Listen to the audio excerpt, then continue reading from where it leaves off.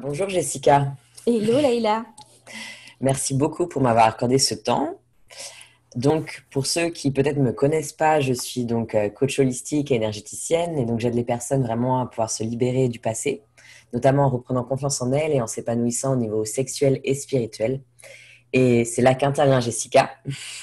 J'ai voulu l'interviewer parce que c'est vraiment une experte dans son domaine. Elle est coach en sexualité et experte en tantra.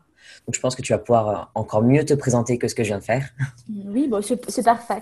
En fait, je suis donc sexothérapeute et je suis coach en sexualité. J'accompagne les femmes et les hommes, les couples également, à s'épanouir dans leur sexualité pleinement pour être des sex masters et des sex goddess. Sex goddess, je trouve ça génial. Merci. Et j'ai une chaîne YouTube, du coup, qui s'appelle Secret Thérapie, où tu Bien m'as sûr. certainement trouvé.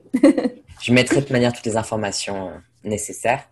Et alors, en fait, quand on te voit, tu vois, tu as l'air justement si rayonnante, si confiante avec tes vidéos sur la sexualité où ça a l'air tellement simple. Mais Hmm. est-ce que ça a toujours été comme ça pour toi? Non, pas du tout. En fait, j'ai fait un chemin moi-même en tant que femme, puisque la sexualité, par rapport à justement mon éducation, par rapport à mon éducation à la fois sexuelle que je n'avais pas, mon éducation aussi religieuse, entre guillemets, tout ce qu'on m'a voilà, transmis, pardon. Et puis les abus aussi que j'ai pu avoir sur mon chemin de femme dans ma sexualité, forcément tout ça m'a fait vraiment fermer. J'ai commencé à être dissociée de mon corps au fur et à mesure. Hmm. J'avais plutôt un corps objet plutôt qu'un corps plaisir. Donc, à partir d'un moment, ça a été très compliqué puisque j'étais dans une relation amoureuse. Voilà, j'étais avec un homme pendant 7 ans, mon premier amour, dont j'étais follement amoureuse. On devait se marier, mais les relations sexuelles n'allaient pas, en fait, puisque moi, je m'ouvrais pas finalement. Et, euh, et donc, on s'est séparés. Il m'a quittée à cause de cette raison, entre autres. Et je comprends aujourd'hui parce qu'il n'était pas épanoui non plus dans sa vie d'homme. Et on était très jeunes en plus à l'époque. Et c'est là que mon chemin a commencé, parce que je me suis dit que j'avais absolument pas envie que ça recommence. Et puis surtout, j'ai fait vraiment le chemin à la base, vraiment pour moi. Euh, un chemin de guérison déjà. Et finalement, je me suis rendu compte que c'était waouh. Je suis allée au-delà de ce que je pensais que ça. Enfin, je savais même pas que ça existait. C'est-à-dire que je pensais qu'on pouvait juste être épanoui sexuellement, plus avoir de douleurs, etc. Parce que j'avais des douleurs à l'époque. Mais finalement, le chemin a été beaucoup plus profond et transformatif que ça. Et voilà. C'est comme ça que j'ai commencé à éduquer, à transformer aussi, puisque mon chemin a été très tantrique aussi. Oui, bah oui, c'est ça. Tu parles beaucoup du tantra, il me semble. Exactement. C'est ce qui m'a vraiment aidée et transformée. Au-delà de la sexualité, ça a transformé ma vie de femme. Ma vie de femme, mes relations amoureuses, mes relations aux autres, le Et donc, tantra. pour toi, est-ce que justement le tantra, ça aide à être dans sa femme sacrée, dans sa féminité? Ça aide vraiment à se reconnecter à son corps et le voir comme un temple et vraiment de connecter le corps à l'âme. Hmm. Ce qui a été vraiment, vu que je m'étais dissociée de mon corps, hein, puisque j'avais un corps objet qui avait été aussi, entre guillemets, utilisé ou que moi j'ai donné sans être connecté au cœur, forcément, ça a été, pour moi, ça a été révélateur déjà de me rapproprier ma maison, finalement. Ma maison qui était mon corps et de le voir comme un temple sacré. Et le fait de voir mon corps comme un temple sacré, le fait de voir mon sexe comme un temple sacré, ça a été transformatif finalement, ce chemin-là. Totalement. Et donc, c'est vrai que moi, directement, ça me fait penser à, bon, déjà à mon parcours, mais aussi à pas mal de clientes qui ont eu un parcours sexuel assez compliqué, Mhm. avec des abus, avec, voilà, ou même des abandons, enfin, voilà, pas mal de choses. Et Mhm. donc, c'est vrai que ça a une grosse influence sur leur sexualité après. Ouais, Et donc, je suppose exactement. que, voilà, ce chemin-là aussi aide à pouvoir se reconnecter à qui on est. Exactement. Savoir dire oui, savoir dire non. À partir du moment où on est connecté à son corps, ça permet vraiment d'être connecté et d'être connecté à ses besoins et ses désirs aussi. Euh, Quand on est connecté à son corps et on sent aussi son sexe, on sent ce dont on a envie, ce dont on n'a pas envie. Combien de femmes ont dit oui alors qu'elles n'avaient pas envie? Ou ou combien de femmes ne se sont pas respectées encore aujourd'hui quand elles disent non. Je ne sais même pas si l'homme ne comprend pas forcément toujours parce que ce n'est pas un non franc. Ou parce qu'on n'a pas, parce que dans nos lignées de femmes, dans nos lignées de mères, de grand-mères, ça a été le corps un peu qu'on donne finalement à la merci de l'autre. Donc si tu veux, le fait d'être connecté à son corps, moi en tout cas ce que ça m'a apporté, c'est de mettre des boundaries, comme on dit en anglais, c'est-à-dire de dire non quand c'était non, de dire oui quand c'est dire oui, d'être connecté à mon plaisir, donc d'être initiatrice. Donc forcément, je ne subissais plus la sexualité, je prenais mon pied. Donc, ça n'avait plus rien à voir, finalement. Et ça, quand on a été abusé ou quand on a été pas finalement connecté à son corps, etc., ça permet vraiment de se libérer et finalement d'être pleinement dans une sexualité choisie aussi, plutôt que subie. Ouais, carrément, ça fait la grosse différence quand même. Exactement. Exactement. Et c'est vrai que ce que j'enseigne aussi, c'est qu'il y a un lien entre s'aimer vraiment profondément et pouvoir aussi être épanoui sexuellement. Et je pense que tu serais d'accord là-dessus. C'est Complètement. que la base, c'est aussi soi. Complètement. Et pour s'aimer complètement, enfin pour s'aimer soi-même, il faut s'aimer complètement et entièrement. Quand on n'aime pas son corps, on peut pas le sacraliser et l'honorer. Voilà. Donc si tu veux, quand on a eu des choses dans notre vie, je parle de femmes qui ont des complexes, je parle de femmes qui ont subi, enfin qui ont souffert de boulimie, d'anorexie, de femmes. On va parler des femmes aujourd'hui peut-être, je sais pas si. Oui, totalement. Ouais. Bah, j'accompagne autant les femmes que les hommes, mais c'est vrai que c'est plus particulièrement les femmes. D'accord. Et je trouve aussi que, enfin voilà, les femmes en ce moment, pour moi, c'est très important de pouvoir vraiment leur donner la parole au niveau de la femme sacrée, remettre ça vraiment au goût du jour. Ouais. Ce que tu Et incarnes. je te remercie. Et en fait, si tu veux, donc je parlais des femmes complexes et des femmes boulimiques ou qui souffrent d'anorexie, des femmes qui n'aiment pas leur corps parce qu'elles se trouvent trop maigres, des femmes qui n'aiment pas leur corps parce qu'après avoir été enceinte, leur corps a changé.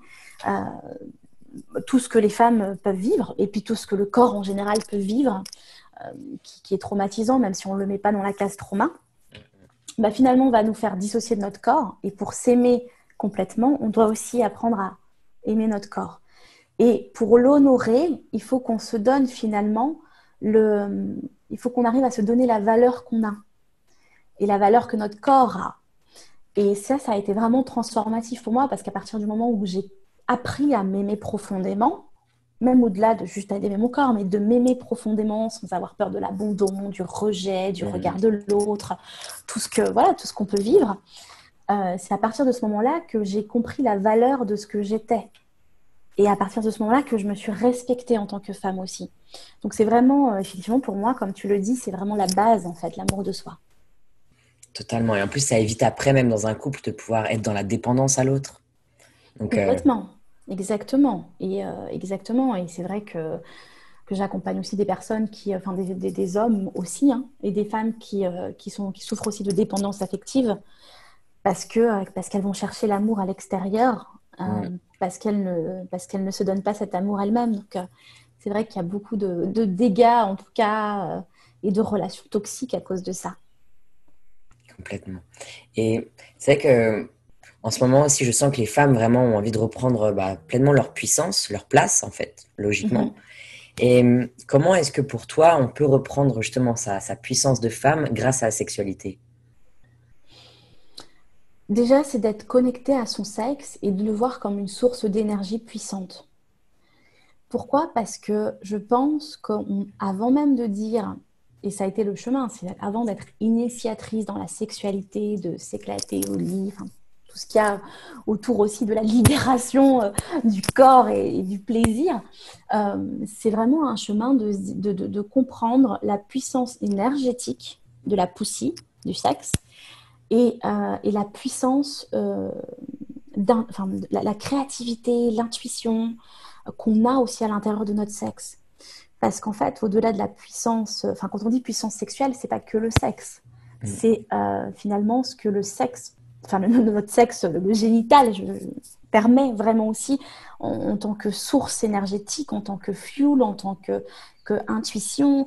Enfin, moi, j'ai jamais été autant dans ma créativité dans ma sagesse profonde, dans mon énergie, parce que je fais des rituels énergétiques qui sont aussi liés à la connexion au sexe, à la circulation aussi de l'énergie, etc. Je me suis jamais autant sentie puissante. Et cette puissance-là, elle ne vient pas du fait que j'ai des relations sexuelles libres ou dans mon plaisir avec mon partenaire. Elle vient du fait que finalement, je me sens puissante seule avec moi-même parce que j'ai accès à cette source de puissance qui est à l'intérieur de moi. C'est ça, c'est vraiment l'énergie sexuelle qui est Ouais. différente de la sexualité. Souvent, on fait aussi l'amalgame. Exactement. C'est pour ça que je pense que c'est important de vraiment de mettre à sa place. C'est une femme toute seule avec elle-même qui apprend à se connecter à cette énergie sexuelle, à son fuel. Ça va vraiment permettre de sentir sa puissance. C'est vrai que pendant très longtemps, moi, je croyais que j'avais un secret. Je me suis dit, mais waouh, mais dire que moi, j'ai ça et que je sais me connecter à ça. Et en plus, avec des espèces de... Enfin, voilà, je sais pas si ça doit te parler, mais de faire circuler cette énergie sexuelle et de voir ce fond quand j'arrive à le faire monter à la couronne et de voir cette illumination. Enfin, c'est magique, quoi. C'est quelque chose que... Totalement. Voilà, qui est vraiment une ressource et une source merveilleuse.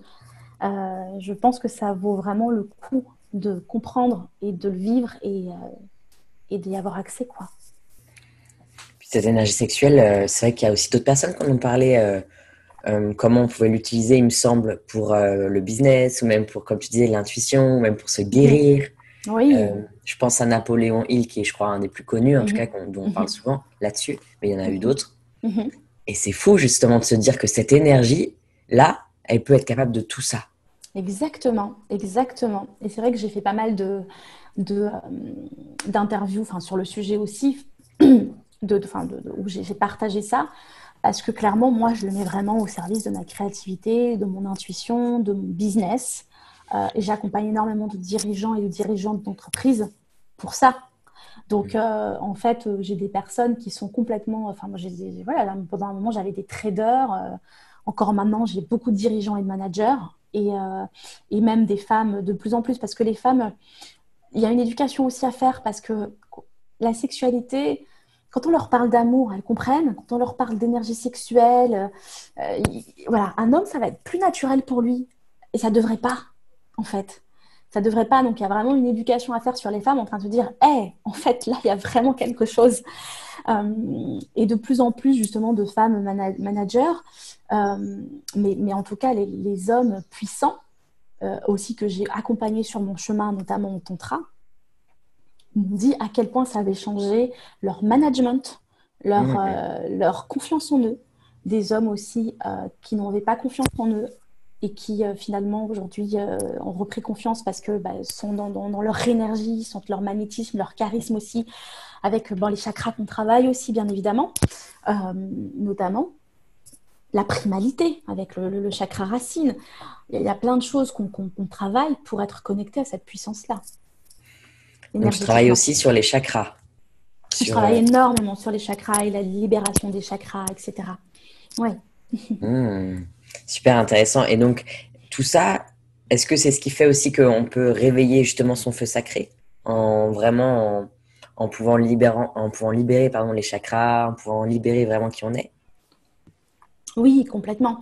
Alors, si tu veux, le feu sacré, pour moi, il y a plein de choses. C'est-à-dire qu'en fait, quand je vois dans mes accompagnements, on doit d'abord débloquer le feu sacré, l'énergie sexuelle, en amont, quand tu... Après, moi, j'ai des personnes qui souffrent d'éjaculation rapide, des personnes qui souffrent de vaginisme, enfin, des femmes qui souffrent de dyspareunie, donc qui n'arrivent pas à avoir de relations sexuelles, des femmes aussi qui trouvent que le sexe est sale, des hommes qui ont des pannes d'érection, parce qu'il faut aussi dire, les hommes ont eu des abus aussi sexuels, hein, il n'y a pas Ouais, que des complètement. femmes.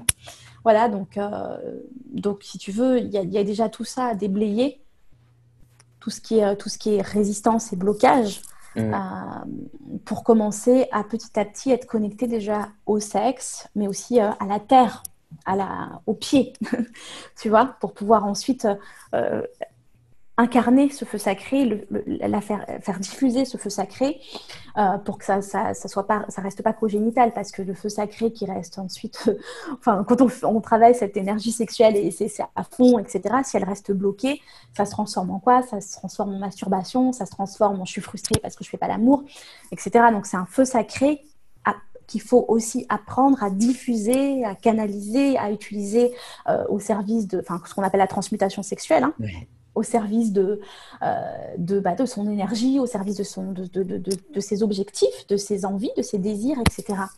Donc oui, clairement, ça permet d'accéder au feu sacré et c'est une pratique. Enfin, pour moi, en tout cas, c'est une pratique. C'est une pratique tout le temps, quoi, aussi. Mais ce que j'adore dans ton discours, c'est que tu lis autant vraiment la matérialité, avec voilà, s'ancrer, le chakra racine, que le spirituel. Parce Mhm. que, d'après ce que je vois aussi, il y a pas mal de personnes qui sont dans la spiritualité, qui sont dans les airs, mais qui Mhm. sont pas du tout ancrées dans leur corps, justement, qui sont totalement déconnectées de leur corps. Et Oui. donc, voilà, elles sont pas du tout ancrées. Donc, je trouve ça magnifique que toi, vraiment, tu allies les deux. Mhm.